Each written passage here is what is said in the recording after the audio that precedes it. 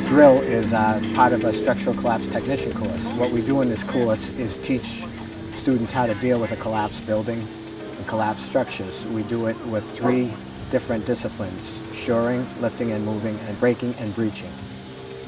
These modules all prepare the rescue specialist for moving large debris of concrete to make access into trapped victims. The station of lifting and moving involves building a bridge, doing bolting, doing what we call a slab jack, lifting large debris of concrete to transport other items underneath of it, and also crane operations. We also do shoring, and we build many, many different types of shoring. This is an 80-hour course that we complete in 8 days.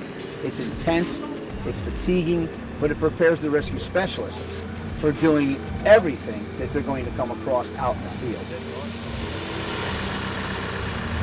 We're teaching 3 different torches this week that are carried in the feed and catch. We're teaching exothermic cutting, which uses a consumable rod and an oxygen supply that's ignited by electricity, and that's for short-term fast attack rescue operations. We're also using oxygen acetylene, and the oxygen acetylene is the most sophisticated cutting device that requires more training for each individual. It is probably the most stable, usable cutting system that we have. In addition to that, the third fuel we use is gasoline and oxygen, which is a petrogen torch. So I teach the use of all 3 torches and making decisions in which torch gets used when during the rescue operation. We teach the students how to take the concrete and defeat its strengths by performing relief cuts and stitch cuts, which will enable us to break down the concrete in an easier fashion. We use smaller tools. We get the students familiar with tools that they may not use all the time. We give them bigger tools as the day goes on. One tool doesn't fit all.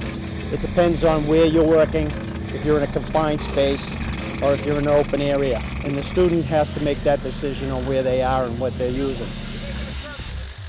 The rescue specialist, in order to get to this level, has to achieve many, many other disciplines first.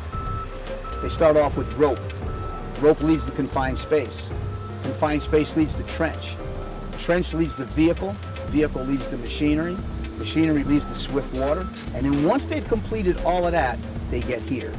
That's because when we put them into a structural collapse arena, that arena could be anywhere. It could be in a floodplain like we had in Katrina, or it could be the Oklahoma City bombing that involves terrorism.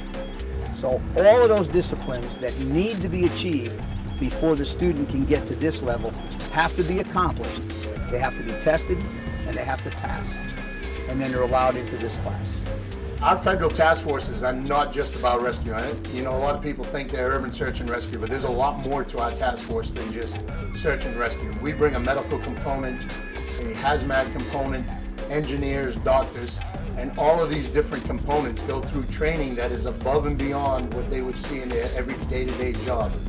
So part of the reason we all do this, why we all come together as this big, large group, is the satisfaction we all get from helping another individual, whether it's saving their lives or helping them save their property, or maybe just helping them get back on their feet after an extreme disaster such as a hurricane, a collapse, or a flood has come through their community.